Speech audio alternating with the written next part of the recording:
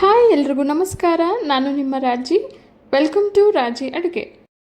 ಇವತ್ತಿನ simple recipe ತವಾ ಪಲಾವ್ ಹೇಗೆ ಮಾಡೋದು ಅಂತ ನೋಡೋಣ. ತುಂಬಾ ಸುಲಭವಾಗಿ ಮಾಡ್ಕೋಬಹುದು. ಕಡಾಯಿಗೆ 2 ಟೇಬಲ್ ಸ್ಪೂನ್ ಎಣ್ಣೆ, 1 ಟೇಬಲ್ ಸ್ಪೂನಷ್ಟು ತುಪ್ಪನ ಸೇರಿಸಿ 2 ಇಂಚು ಚಕ್ಕೆ, 4 ಲವಂಗ, ಸ್ವಲ್ಪ ಜಾವಿತ್ರಿ, 2 ಪಲಾವ್ ಎಲೆನ ಸೇರಿಸ್ಕೊಂಡಿದ್ದೀನಿ. ಈಗ ಇದಕ್ಕೆ 2 ಮೀಡಿಯಮ್ ಸೈಜ್ ಈರುಳ್ಳಿನ ಸ್ಲೈಸಸ್ ಆಗಿ ಕಟ್ ಮಾಡಿ ಸೇರಿಸ್ಕೊಂಡಿದ್ದೀನಿ. ಈರುಳ್ಳಿನ ಐ ಫ್ಲೇಮಲ್ಲಿ 1 ನಿಮಿಷ ಫ್ರೈ ಮಾಡ್ಕೊಳ್ಳೋಣ.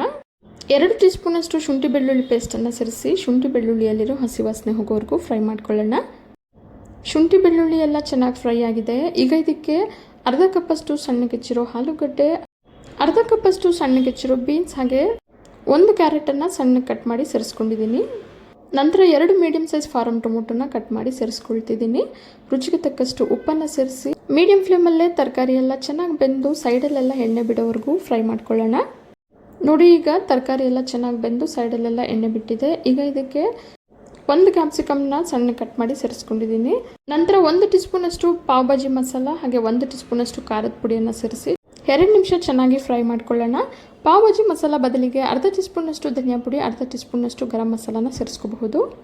ಮಸಾಲ ಪುಡಿಗಳೆಲ್ಲ ಚೆನ್ನಾಗಿ ಬೆಂದಿದೆ. ಈಗ ಇದಕ್ಕೆ 2 ಕಪ್ಪಷ್ಟು ಮೊದಲೇ ಮಾಡಿಟ್ಟಿರೋ ಅನ್ನನ ಸೇರಿಸ್ಕೊಳ್ತಾ ಇದ್ದೀನಿ. ನಂತರ ಸಣ್ಣಕ್ಕೆ ಹೆಚ್ಚಿರೋ 1 ಕೈ ಹಿಡಿಯಷ್ಟು ಕೊತ್ತಂಬರಿನ ಸೇರಿಸ್ಕೊಳ್ತಾ ಇದ್ದೀನಿ. ಅರ್ಧದಷ್ಟು ನಿಂಬೆಹಣ್ಣು ರಸನ ಸೇರಿಸ್ಕೊಳ್ತಾ ಇದ್ದೀನಿ. ನಿಂಬೆಹಣ್ಣು ರಸನ ಸೇರಿಸಿದ ನಂತರ ಲೋ ಫ್ಲೇಮಲ್ಲಿಟ್ಟು ಚೆನ್ನಾಗಿ ಮಿಕ್ಸ್ ಮಾಡ್ಕೊಳ್ಳೋಣ. ಬೆಳಿಗ್ಗೆ ಬ್ರೇಕ್ಫಾಸ್ಟ್ಗೆ ಅಥವಾ ಮಧ್ಯಾಹ್ನ ಮಕ್ಕಳ ಲಂಚ್ ಬಾಕ್ಸ್ಗೆ ಈ ಪಲಾವನ್ನು ಮಾಡ್ಕೋಬಹುದು. ತುಂಬಾ ರುಚಿಯಾಗಿರುತ್ತೆ. ಈ ಪಲಾವನ್ನು ಬಿಸಿ ಬಿಸಿಯಾಗಿ ರೈತ ಜೊತೆಗೆ ಸರ್ವ್ ಮಾಡ್ಕೋಬಹುದು. ರುಚಿಯಾದ ತವಾ ಪಲಾವ್ ಈಗ ಸರ್ವ್ ಮಾಡೋದಕ್ಕೆ ರೆಡಿಯಾಗಿದೆ.